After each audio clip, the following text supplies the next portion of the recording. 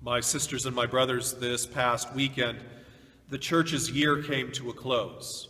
A year of worship comes to an end. This next weekend, the first Sunday of Advent, a new church year begins. A new year of worship for God's chosen people. In today's gospel, Jesus tried to explain that his kingdom is not of this world, and his kingdom extends outside of the bounds of space and time.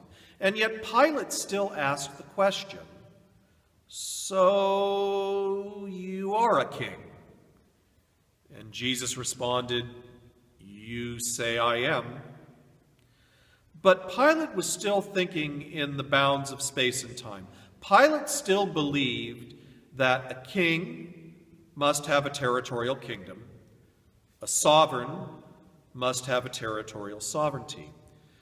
But when we celebrate Christ, who is King of the universe, the festival this past weekend, we are celebrating the reality that we can't grasp or comprehend what it is Jesus' kingdom entails. What we do know is that it entails a set of values. It doesn't encapsulate a territory. What we do know is it will be about eternity and a manner of living within God's eternity. And that eternity is glimpsed at here on earth by Jesus' scale of values. And that scale of values in his kingship is one that's fundamentally service-oriented. That Jesus in his leadership is a servant. The true king, the true queen in his or her leadership is a servant. We, here on earth, need to be about service and being servants, taking the lead of Christ, who is King of the universe. My sisters and my brothers, what we do believe from the book of Revelation that we also heard this past weekend is Christ will take all things, from the Alpha to the Omega, from the beginning to the end, with Christ in the center.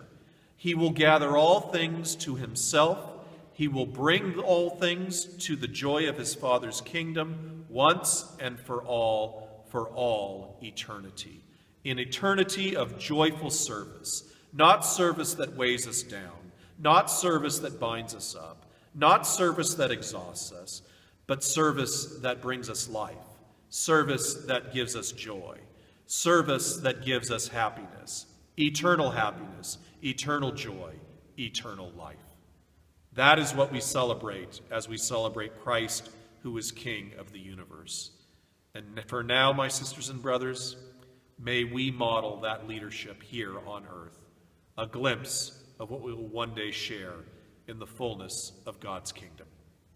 Have a good week.